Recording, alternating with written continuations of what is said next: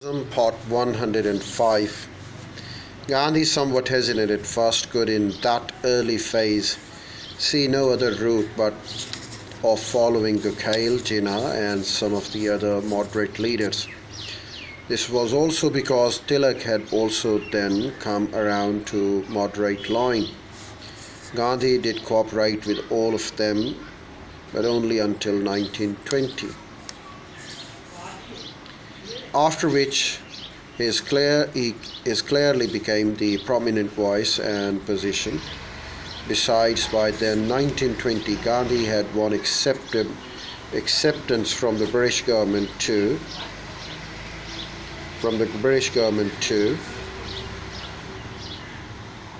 Even though that was through the good offices of Gokhale, who exerted the full weight of his prestige and influence upon the Viceroy Lord Hadinge to bring government of India solidly behind Gandhi.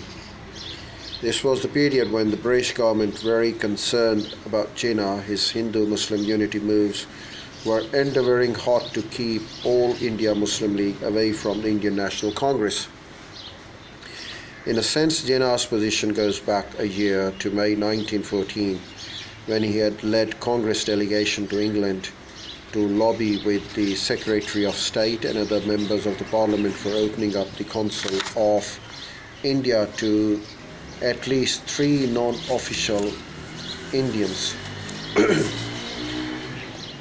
who could be elected by the imperial and provincial legislative councils. He appeared then as a kind of potential political heir to the great trio of the early years of the 20th century, Naroji Mehta Gokhale, and of course of the leadership of the Congress to certainly India's West.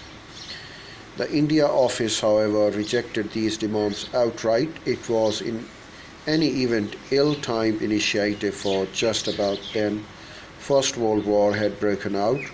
While Jinnah was so engaged, Gandhi, upon the outbreak of the war, urged his countrymen to think imperially. He also took the lead in organizing a field ambulance training corps in London to help the Allies. One hears echoes of similar efforts by him in South Africa and during the Boer War, but this was in sharp contrast to Gandhi's approach and policy during the Second World War. In any event, Gandhi's leadership at this time had almost an entirely religious provincial character. Jinnah, on the other hand, was then doubtless imbued by a non-sectarian nationalistic zeal. Lucknow Pact 1916.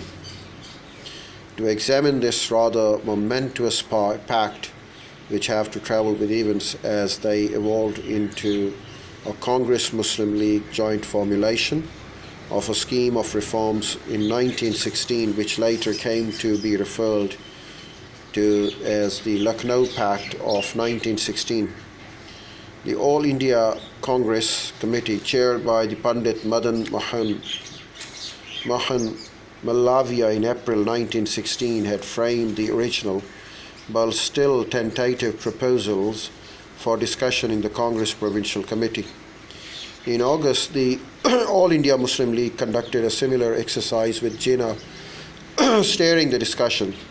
The League finalized its recommendation by November 16, whereafter a joint meeting of the Congress and the Muslim League was held in Calcutta on 17 November 1916. This was presided by that hallowed name of Bengal and the Bengal leader Surendra Nath Banerjee. Largely due to Jinnah's continuous and untiring efforts, a consensus was finally reached and his sterling contributions duly recognized. When a League Council meeting, he was appointed the president of the next League session. In Lucknow, scheduled for December 1916, this choice was greatly applauded in the Congress circles too. With astute handling of the complex negotiations, with invaluable support of Tilak in the Congress, a joint scheme of the reforms was then evolved by the two parties. This to give its full name to be known as Congress League Joint Scheme of Reforms, or more simply practically as the Lucknow Pact.